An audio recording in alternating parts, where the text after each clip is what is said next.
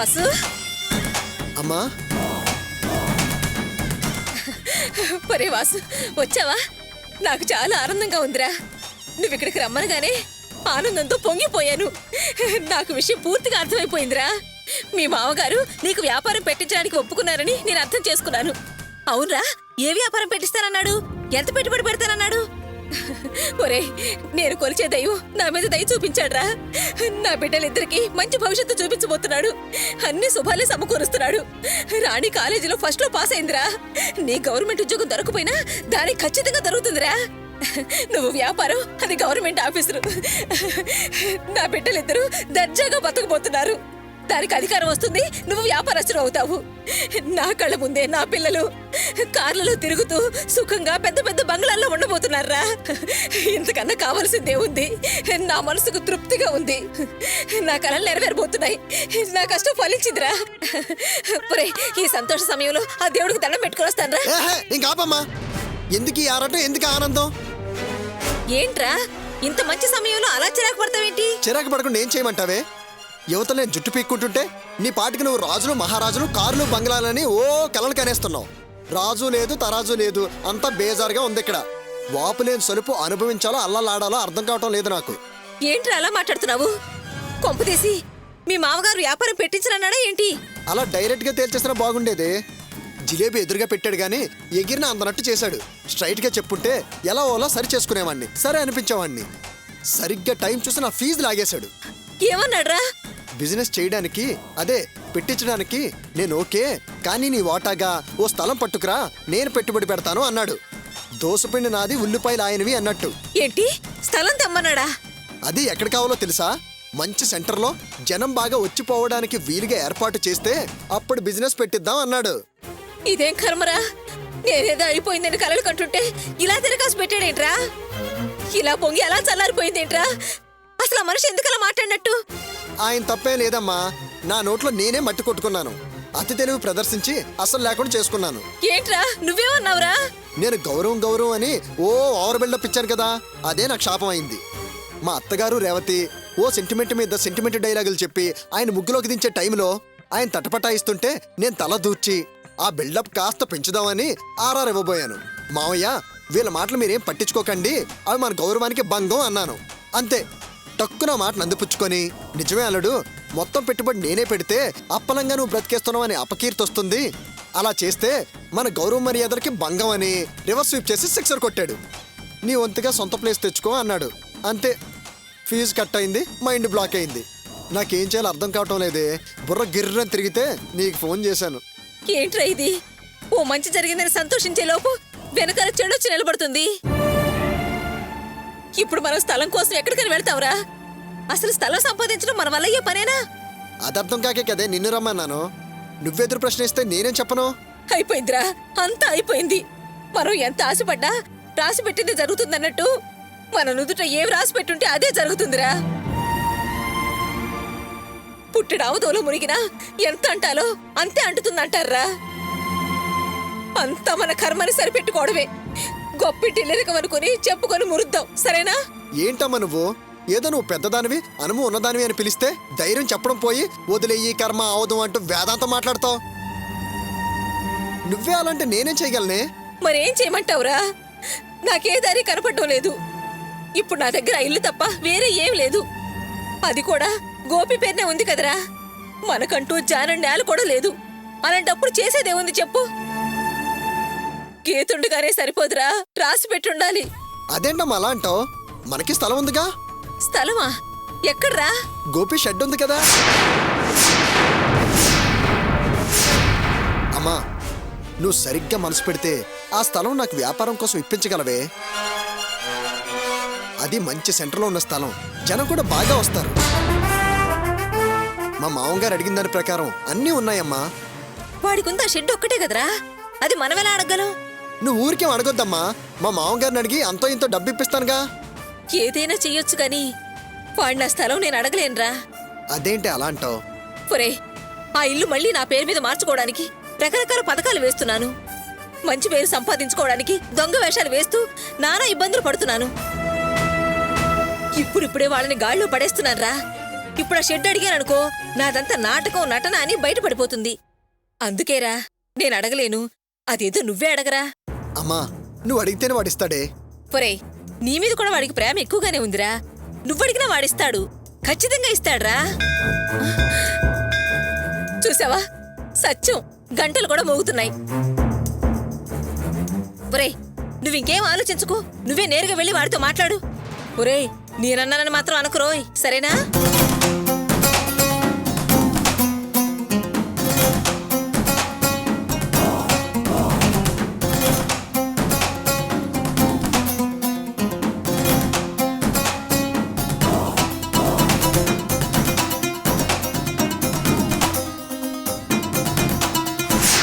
Sorry Akash, నా మీద నీకింకా కోపం పోలేదా?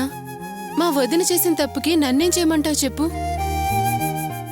అప్పుడే ఆవిడతో చాలా తప్పు చేశావని గొడవ పడ్డాను కదా. నువ్వు నన్ను ఇంకా అర్థం చేసుకోకుండా ఎందుకు కోపంగా ఉంటావు?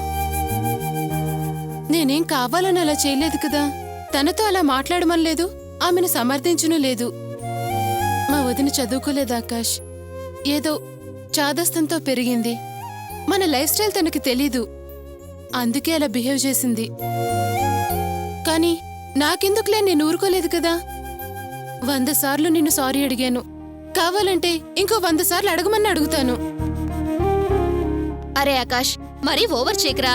పాపం అది పొద్దున్నుంచి అన్నిసార్లు అడుగుతూనే ఉంది కదా, ఇంకేం చేయమంటావు? నీ కాళ్ళు పట్టుకొని క్షమాపణ అడగమంటావా? అసలు రాని కాంగ్రెస్ చెప్పాలని తీసుకెళ్ళిందే వీడు. అక్కడ వీళ్ళు వదిన వీడిని హింసలు చేయడంతో అప్సెట్ అయ్యాడు, అందుకే ఇలా కూర్చున్నాడు. ఓకే ఆకాష్, ఇక నేను బయలుదేరుతాను. ఆగురాని, సారీ.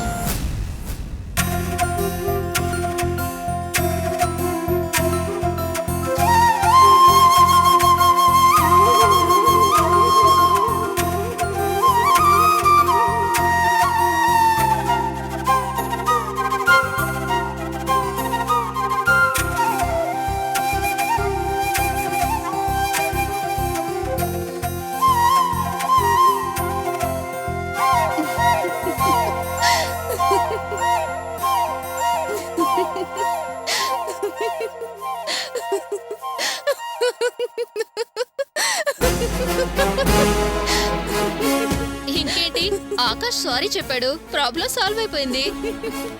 ఓకే, ముందు చేతులు కలిపి ప్రాబ్లం అయింది, మళ్ళీ చేతులు కలిపి ప్రాబ్లం సాల్వ్ చేయండి. ప్రాబ్లాన్ని ప్రాబ్లంతో సాల్వ్ చేయటం అంటే ఇదే. పదండి, రెస్టారెంట్కి వెళ్దాం. రాణి,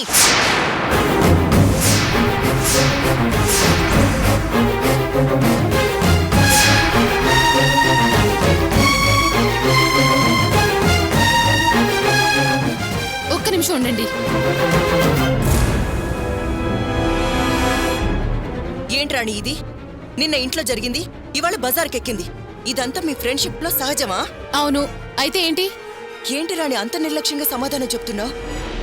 కాస్త కూడా తప్పు చేశాను అనిపించట్లేదా? నువ్విలా ప్రవర్తిస్తావని నేనెప్పుడు ఊహించలేదు. నేను నిన్నిలా ఊహించలేదు. నువ్వు నా వెనకాల ఇలా ఫాలో అవుతూ ఎక్కడికి వెళ్ళాను, ఏం చేస్తున్నాను, ఎవరితో తిరుగుతున్నాను అని గమనించడమేనా నీ పని? ఇలా నీడలా వెంటాడుతూ ఎంక్వైరీ చేస్తావు అనుకోలేదు. రాణి, నేనేం మాట్లాడుతున్నాను, నువ్వేం మాట్లాడుతున్నావు?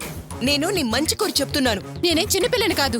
ఏది మంచో ఏది చెడో తెలుసుకోగలిగే జ్ఞానం ఉంది. అనవసరంగా నా విషయంలో తలదూర్చి నువ్వేదో గొప్పన్నట్టు నన్నేదో క్రమశిక్షణలో ఉంచేదానిలో బిల్డప్ ఇవ్వకు. ఏంటి, నేను బిల్డప్ ఇస్తున్నానా? కాదా? నిన్న ఇంట్లో అరిచి ఇవాళ బజార్లో అరవడం అదే కదా.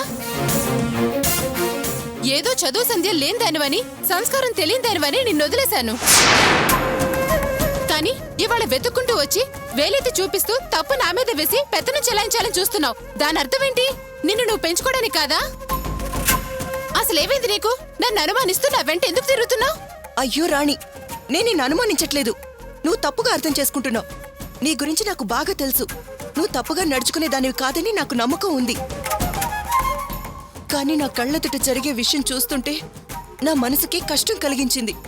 బయట వాళ్ళు మిమ్మల్ని ఇలా చూస్తే నిన్ను అతన్ని తప్పుగా అర్థం చేసుకుంటారు, తప్పుగా ప్రచారం చేస్తారు. నువ్వు తప్ప అలా ఎవ్వరూ అనుకోరు. నువ్వు తప్పుడు దృష్టితో చూస్తున్నావు, అందుకే నీకంతా తప్పుగా అనిపిస్తుంది. నీలా అందరూ సంకుచితంగా ఆలోచించరు. ఏంటి, నేను సంకుచితంగా ఆలోచిస్తున్నానా? నేను తప్పుగా అనుకుంటున్నానా? మీ అన్నయ్యకి నీ మీద ఎంత ప్రేముందో అంతే ప్రేమ నాకుంది. అబద్ధం. ప్రేమే ఉంటే నా గురించి ఇలా తప్పుగా ఆలోచించేదానివి కాదు, నన్ను అనేదానివి కాదు. నా ఫ్రెండ్స్ ముందు నన్ను ఇలా అవమానించి నువ్వు వెళ్ళిపోతే ఆ తర్వాత వాళ్ళెన్ని ప్రశ్నలు వేస్తారోనని నేను భయపడి చేస్తున్నాను. నువ్వు నన్ను అనుమానించడం కాదు, వాళ్ళు నన్ను అనుమానించేలా చేస్తున్నావు. ఇలా లేనిపోనివన్నీ ఊహించుకొని నన్ను వాళ్ళ ముందు పరిచయం చేయడం అవసరమా? అసలు నీ మనసులో ఏదో ఉంది, దాన్ని ఇలా బయట పెడుతున్నావు. ఇవాళ రేపు ఆడ మగ అనే తేడా లేకుండా అందరూ కలిసే ఉంటున్నారు, కలిసి చదువుకుంటున్నారు, కలిసి పనిచేసుకుంటున్నారు. నీలా ఆలోచిస్తే ఆడవాళ్లు ప్రత్యేకంగా ద్వీపంలో బతకాలి. కాస్త లోకం పోకడ చూడు, సక్రమంగా ఆలోచించడం నేర్చుకో.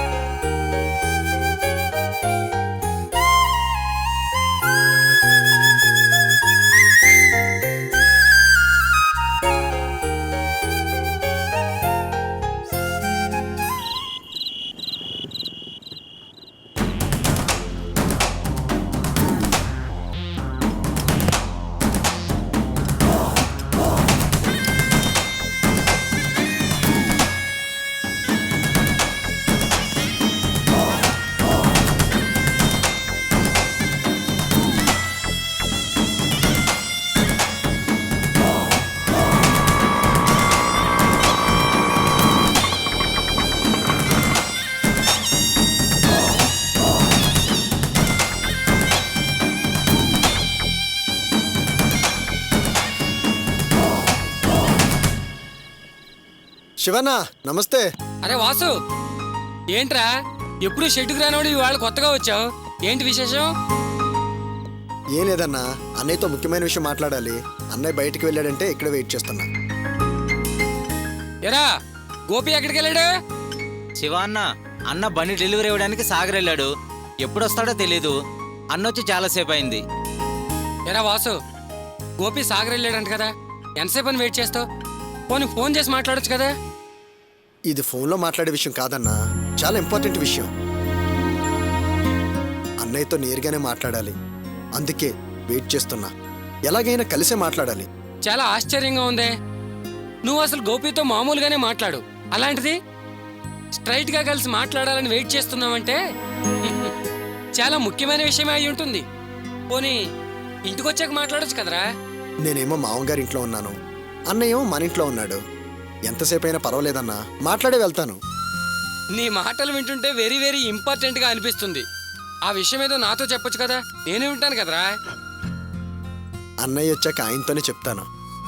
ఏంటి మాటకు ముందు అన్నయ్య చివరి ఒక అన్నయ్య అంటున్నావు? రేయ్, నేను అన్నయ్యలా అంటుండేరా, నాతో చెప్పొచ్చు కదా.